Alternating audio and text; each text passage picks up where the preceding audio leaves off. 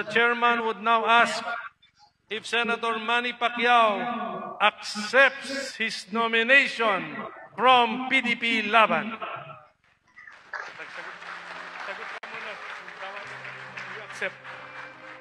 Do you accept, sir, your nomination?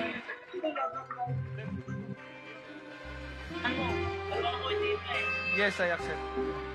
Okay, so Party President Pacquiao has accepted his nomination. Sa pagdeklara ni Senator Manny Pacquiao ng kanyang kandidatura sa pagkapangulo para sa 2022 elections, tila na isa-formal na rin ang hiwalayan ng ruling party ng PDP Laban. Ayon kay Attorney School of Government Senior Research Fellow Attorney Michael Yusinko, dehado ngayon ang administrasyon sa incumbent rule na isang aspeto na lamado ang nasa poder.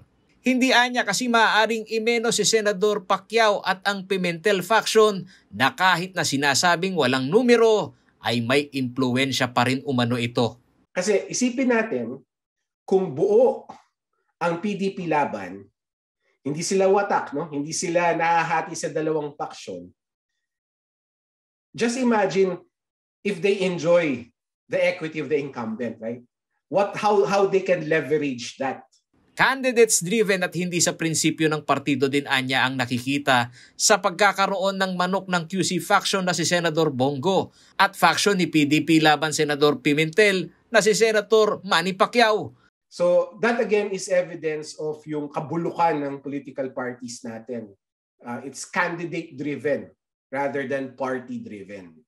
Ayon kay Atty. Yusinko, aminin man na magkabilang kampo na normal lamang ang magkaroon ng hiwalay na minamanok sa halalan, dapat maging mapanuri ang mga botante sa mabigat na dahilan ng paghihiwalay ng ruling party na partido ng Pangulong Duterte. Ito dapat yung mga tinatanong ng mga botante. Kasi importante malaman na bakit sila nagkawatak. Right? Kasi ang laki ng advantage sana nila kung buo sila, given nga yung equity of the incumbent, bakit nila isinantabi yun? Bakit nila pinauna yung pagwatak nila, yung pagkahiwalay nila over yung advantage nila? So magandang malaman yun. Samantala, sa pulong balitaan ng PDP Laban faction, ang pagtanggap ni Senador Manny Pacquiao bilang Pangulo ay anticipated na. Hindi naman umano natitinag ang kanilang grupo sa kabila ng walang kaliwanagan sa kandidatura ng kanilang minamanok na Pangulo na si Senador Bongo. We're not surprised. Ay, alam naman namin na gagawin yan. No? Pero sabi ko nga, yung pagtanggal nun kay Presidente as chairman of the party, it is a comedy. Now, the proclamation, there's drama of course. So hopefully, sana for them, it will not end up as a tragedy. No? Pero at the rate it's going, you and I, siguro, hintayin na lang natin kung ano magiging resulta.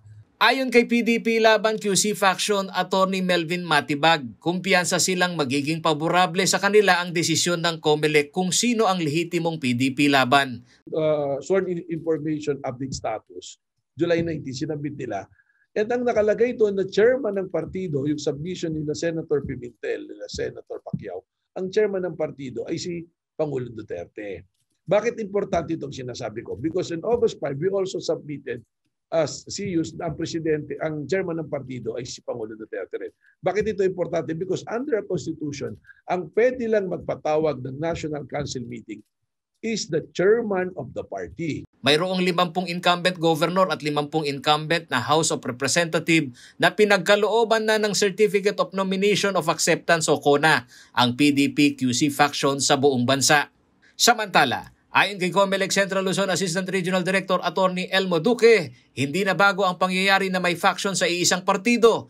Sakaling may isang lugar na may dalawang kandidato na iniendorso ang isang political party na may faction, ay kanila umanong tatanggapin ito. At kung maresolba naman ito ng COMELEC, magiging independent ang kandidatong hindi kikilalanin.